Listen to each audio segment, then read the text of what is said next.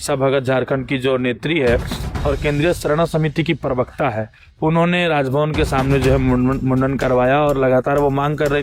और आरक्षण भी बाबा साहब ने केवल हिंदू धर्म को दिया, क्योंकि ओबीसी आरक्षण जो है वो बाद में आया, लेकिन जो एसटी और एससी जातिगत जो आरक्षण है वो हिंदुओं को ही केवल मिला। अगर प्रभात पांडे में हूँ, अगर मैं प्रभात हांसदा रहता और प्रभात हांसदा का अगर यदि क्रिश्चियनिटी में धर्मांतरण होता है तो मैं प्रभात जैक्सन हो जाऊंगा, लेकिन मैं प्रभात रहूंगा। तो कहीं ना कहीं ये मानसिकता आप देख, ईसाइयों के घर में जो है वो उनके भगवान की तो तस्वीर है, बगल में गणेश भगवान की भी तस्वीर है, उसके बगल में शंकर भगवान की भी तस्वीर है। तो वो साझा संस्कृति को लेकर के चल रहे हैं, क्योंकि उनके पूर्वजों ने अपना लिया क्रिश्चियनिटी को, तो वो उनको मान रहे हैं, लेकिन वो अंदर से ईसाइयत और आदिवासी दोनों को मानते हैं। कि 28 जो विधायक है झारखंड में एसटी जो है रिजर्व सीट में 28 विधायक अगर एसटी से है, तो उसमें से 10 विधायक ऐसे हैं जो धर्मांतरित हैं। और उन्होंने ये आरोप भी हेमंत पर लगाया है कि वही 10 विधायक पूरे झारखंड सरकार को चला रहे हैं। वैसे लोग जो हिंदू धर्म को छोड़ चुके हैं, वो ईसाई या फिर किसी अन्य धर्म में कन्वर्ट हो चुके हैं, उन लोगों को ओबीसी का, एससी का या फिर एसटी का जो सुविधा मिल रहा है वो सुविधा अब नहीं मिलेगी। इलाहाबाद हाईकोर्ट ने जो फैसला दिया है उसको उत्तर प्रदेश सरकार ने लागू कर दिया है, और अब उसी फैसले को झारखंड में लागू करने की मांग तेज हो गई है। देश के कई ऐसे भाजपा शासित राज्य हैं जहां पर इस मांग को मानते हुए उसे इम्प्लीमेंट किया जा रहा है। और वैसे लोग जो अब हिंदू धर्म से कन्वर्ट होकर दूसरे धर्मों में जा चुके हैं, खासकर ईसाई बन चुके हैं या फिर जो मुस्लिम बन चुके हैं, उन लोगों को एससी, एसटी और ओबीसी का दर्जा जो है वो अब धीरे धीरे ख़त्म करने पर बातें होने लगी है, और कई जगहों पर इसकी प्रक्रिया की शुरुआत भी हो चुकी है। और अगर हम बात झारखंड के परिप्रेक्ष्य में करें तो लंबे समय से मांग होती आ रही है कि जो लोग आदिवासी से ईसाई बन चुके हैं, क्रिश्चियन बन चुके हैं या फिर किसी अन्य दूसरे धर्मों में जा चुके हैं, चूँकि वहाँ पर वर्ण व्यवस्था नहीं होती है, वहाँ पर कोई परेशानी नहीं होती है, लोगों को में काफ़ी समानता होती है, तो ऐसे में उन्हें अब एससी, एसटी या ओबीसी का जो दर्जा है या फिर उससे जो मिलने वाली सुविधाएं हैं उससे उन्हें अब वंचित किया जाए। और यह मांग जो है किस तरह से जोर पकड़ रही है, आप इसी बात से अंदाज़ा लगा सकते हैं कि हाल ही में जो कई आंदोलन ऐसे हुए जहां पर कि आदिवासी से कन्वर्ट हो चुके लोगों की डीलिस्टीकरण की मांग देखने को मिली है। कई झारखंड की जो प्रखर नेत्री हैं, चाहे वो ज्योत्सना करकेट्टा हो या फिर निशा भगत हो, उन लोगों ने भी जोर शोर से इस मांग को उठाया था। हमारे साथ हमारे सहयोगी प्रभात रंजन है, उनसे आज बात करेंगे और जानेंगे कि झारखंड में इसकी मांग जो तेज हो रही है वो किस तरह का प्रभाव आने वाले वक्त में डालने वाली है, और सरकार को कब तक इस पर विचार करने के लिए विवश होना पड़ेगा। प्रभात, क्या लग रहा है, कब तक ये चीज़ें जो है अभी हाल ही में जो आपने चीज़ें देखी है किस तरह की है, और किस तरह की डिलिस्टीकरण की परिणति जो है वो यहाँ पर आने की संभावना आपको दिख रही है? सबसे पहले तो हम जो है दर्शकों को ये बता दें कि डीलिस्टिंग है क्या। लिस्ट से किसी सूची से किसी का नाम हटाना, उसी को डीलिस्टिंग कहा गया है।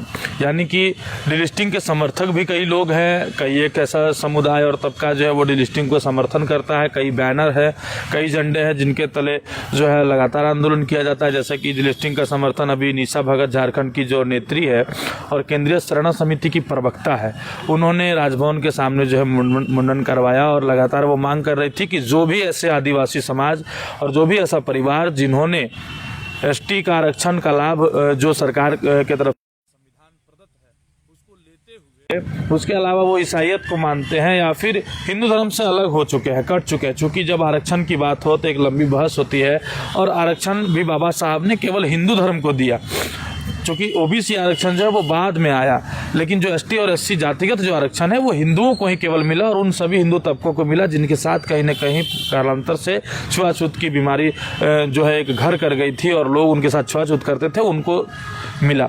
लेकिन अब मुद्दा यह है कि अगर वो हिंदू धर्म से कट जाते हैं, अच्छा हिंदू धर्म की भी एक उन्होंने जो है व्याख्या की है संविधान में कि हिंदू कौन है। हिंदू मैरिज एक्ट जब हम लोग पढ़ते हैं तो उसमें बताया जाता है कि हिंदू धर्म की जो मैरिज एक्ट जो जो है वो काम करेगा किस पर, तो बौद्ध, सिख और जैन पर। तो ये तीनों जो है वो भारतीय धर्म है, भारत से इनकी उपज हुई है। इसके अलावा जो क्रिश्चियनिटी है या फिर इस्लाम है या फिर जो उनसे संबंधित जो धर्म है, यहूदी धर्म है जिसको, तो इन धर्मों को जो अपनाते हैं उनको आरक्षण का लाभ न मिले। अब इसके समर्थन में भी बहुत सारे लोग हैं और उसके विरोध में भी बहुत सारे लोग हैं। केवल न सिर्फ झारखंड में बल्कि भारत के अलग अलग कोने में डिलिस्टिंग की मांग हमेशा से उठती रही है और एक तबका जो है उसका समर्थन कर रहा है। अब हम दर्शकों को ये बता दें कि आखिर में इसमें घाटा क्या है, फायदा क्या है और ये क्यों इस तरह का होच पोच जो हुआ है वो क्यों हुआ है। चूंकि आदिवासी क्षेत्रों में सरकार की योजनाएं पहुंचती है, लेकिन उसमें से भी जो चतुर किस्म के लोग होते हैं, चाहे वो किसी समुदाय के हो, जो पद पर बैठे हैं, उन्होंने वो मलाई खा जाते हैं और आदिवासियों तक वो योजनाएं नहीं पहुंच पाती है। आज भी जो स्थिति है आदिवासियों की किसी से छुपी हुई नहीं है। अगर हम तो चाची के गाँव में चल जाए, यहीं पर अगर बात करें, और या टुंडी के सुदूर ग्रामीण क्षेत्रों में चल जाए, तो वहाँ पर भी आप देखेंगे कि वो अभी भी बांस से बर्तन बना करके, बांस से जो भी कलची से जितने भी तरह के वस्तुएं बना करके अपना जीवन यापन कर रहे हैं, या फिर अभी भी उनका जो जीवन है स्तर वो तरह से सुधार नहीं हो पाया है जो होना चाहिए था। जबकि कन्वर्टेड लोग की अगर बात करें तो वो लोग अच्छे अच्छे पदों पर आसीन हो चुके हैं पढ़ाई लिखाई होने की वजह से। तो एक बड़ी चीजें देखने को मिली है। एक चीज और जानना चाहेंगे कि अगर झारखंड में इस पर आंदोलन जोड़ होता है तो किस तरह की चीजें देखने को मिल सकती है, और विरोध पक्ष में और विपक्ष में, समर्थन में और विपक्ष में कितना विरोध जो है वो देखने को मिलेगा। देखिए, अगर आप मेरा व्यू अगर आप लेना चाहते हैं, एक एज अ पत्रकार अगर हम बताएं, अगर दोनों चीज़ों को नाप तोल कर हम बोले तो आपको पहले की चीज़ों में जाना पड़ेगा।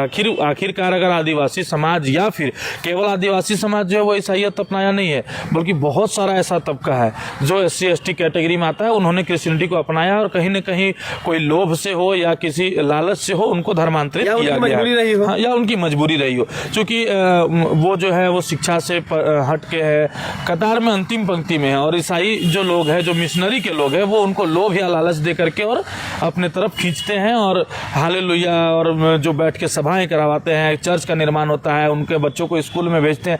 हालांकि कितना पढ़ाते हैं नहीं पढ़ाते वो तो जांच का विषय है, वो सरकार जांच करेंगी कि आखिर जो है वो क्या होता है उनके द्वारा। लेकिन अब जो डिलिस्टिंग का मुद्दा जो उठा है, इस पर समर्थन और विरोध करने वाले दोनों हैं और दोनों की संख्या लगभग बराबर है। यहाँ तक कि हम ये कह सकते हैं कि डिलिस्टिंग की जो मांग कर रहे हैं कि डिलिस्टिंग हो जाए, अनुसूचित जनजाति या जाति से हट जाए, ऐसे लोग आरक्षण का लाभ न ले, इसकी संख्या बहुत कम है और कहीं न कहीं ये जो है मुद्दा बहुत पेचीदा और सरकार भी इसको नहीं छूना चाहती है। लेकिन जैसे हाल के समय में देखने को मिला कि कैसे लोग धर्मांतरित करने के लिए नए नए प्रपंच गढ़ते हैं। अभी बिहार में का जो छपरा इलाका है या फिर अभी जो मुजफ्फरपुर का कुछ जो क्षेत्र है, वहाँ पर हम लोगों ने देखा था कि पानी वाले बाबा का नाम चला। इससे पहले बेंगाबाद गिरिडीह में भी एक चंगाई सभा का आयोजन किया गया था और ये चंगाई सभाओं के माध्यम से लोगों को का माइंड वॉश करने का जो काम चल रहा है या फिर तो धर्मांतरण की जो धीरे धीरे जो प्रक्रिया बढ़ रही है, इससे कहीं ना कहीं ईसाईयत हावी हो रहा है, ऐसा आपको लगता है? बिल्कुल ईसाईयत हावी नहीं होगा। इसके पीछे कारण यह है कि मैं आपको बहुत मजबूत तर्क देता हूँ। आप जैसे मेरा नाम है प्रभात और मैं प्रभात पांडे हूँ, लेकिन अगर मैं आप देखे होंगे कि जो जनरल कैटेगरी के लोग हैं, चाहे ओबीसी समाज है, वो बहुत कम इसके जद में आया है मिशनरियों के। ज्यादातर अनुसूचित जाति और जनजाति के लोग आए हैं। अगर मेरा नाम प्रभात, गरीबी भी है और गरीबी है और शिक्षा है, बहुत सारी चीजें हैं। अगर प्रभात पांडे में हूँ, अगर मैं प्रभात हांसदा रहता और प्रभात हांसदा का अगर यदि क्रिश्चियनिटी में धर्मांतरण होता है तो मैं प्रभात जैक्सन हो जाऊंगा, लेकिन मैं प्रभात रहूंगा। तो कहीं ना कहीं ये मानसिकता आप देख पा रहे हैं। अच्छा, उनके घर में ईसाइयों के घर में जो है वो उनके भगवान की तो तस्वीर है, बगल में गणेश भगवान की भी तस्वीर है, उसके बगल में शंकर भगवान की भी तस्वीर है। तो वो साझा संस्कृति को लेकर के चल रहे हैं, क्योंकि उनके पूर्वजों ने अपना लिया क्रिश्चियनिटी को, तो वो उनको मान रहे हैं, लेकिन वो अंदर से ईसाइयत और आदिवासी दोनों को मानते हैं। अब जैसे जैसे शिक्षा जो है वो आगे बढ़ेगी, या तो लोग उधर चले जाएंगे या फिर इधर चले आएंगे। दो नाव में पैर दिख रही है आपको? बिल्कुल होगा, और ये हुआ भी है। आर्य समाज जो है या फिर विश्व हिंदू परिषद जो है वो लगातार ऐसी सभाएं करता है, सेमिनार करता है और कई परिवारों को वापस जो है हिंदू रीति रिवाज में जोड़ा भी है। बहरहाल अगर हम बात करें तो ये जो लगातार जो डिलिस्टिंगकरण की जो मांग है और इस पर एक बड़ी बहस हो सकती है, लंबे समय तक वाद विवाद हो सकता है और कई दिनों तक आप इस पर बातचीत कर सकते हैं।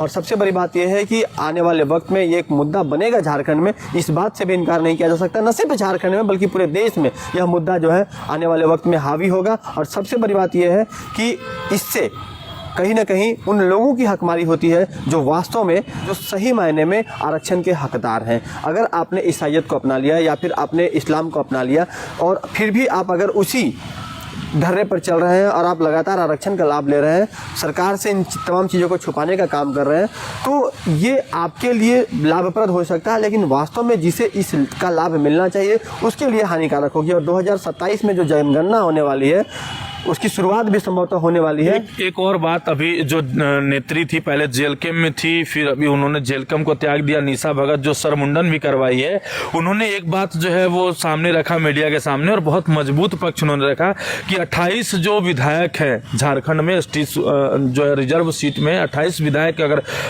एसटी से है तो उसमें से 10 विधायक ऐसे हैं जो धर्मांतरित हैं। और उन्होंने ये आरोप भी हेमंत सोरेन पर लगाया है कि वही 10 विधायक पूरे झारखंड सरकार को चला रहे हैं। यानी कि 28 में से 10 को अगर हम घटा दें तो महज 28 जो संविधान प्रदत्त है उसमें से मात्र 18 विधायक ही आदिवासियत से चुन करके गए हैं। 10 जगह पर हकमारी हुई है, ऐसा उनका आरोप था। तो ऐसे में अगर डिलिस्टिंगकरण हुआ तब तो वो 10 विधायकों की विधायकी चली जाएगी। बिल्कुल बिल्कुल चली जाएगी। यहाँ तक कि उन्होंने हेमंत सोरेन और कल्पना सोरेन पर भी आरोप लगाते हुए कहा कि वो भी कहीं ना कहीं ईसाइयत से जो है वो जुड़े हैं। हालांकि कोई भी धर्म से कोई भी व्यक्ति जुड़ सकता है, वो मुख्यमंत्री हैं, लेकिन फिर भी उन पर भी उन्होंने आरोप लगाया। बिल्कुल। तो अगर जिस तरह से एक्स जेल कैंप नेत्री निशा भगत की बात कर ले और अब चूंकि वो पूरी तरह से सरना धर्म को और उसकी प्रवक्ता के रूप में काम कर रही हैं, तो आने वाले वक्त में उनका एक बड़ा आंदोलन झारखंड में देखने को मिलेगा और इसी तरह का आंदोलन अलग अलग राज्य के हिस्सों में देखने को मिलेगा। इस बात से इनकार नहीं किया जा सकता है। एक लंबी बहस हो सकती है। लगातार आप हमारे साथ बने रहें, फिर मिलते हैं किसी और खबर पर।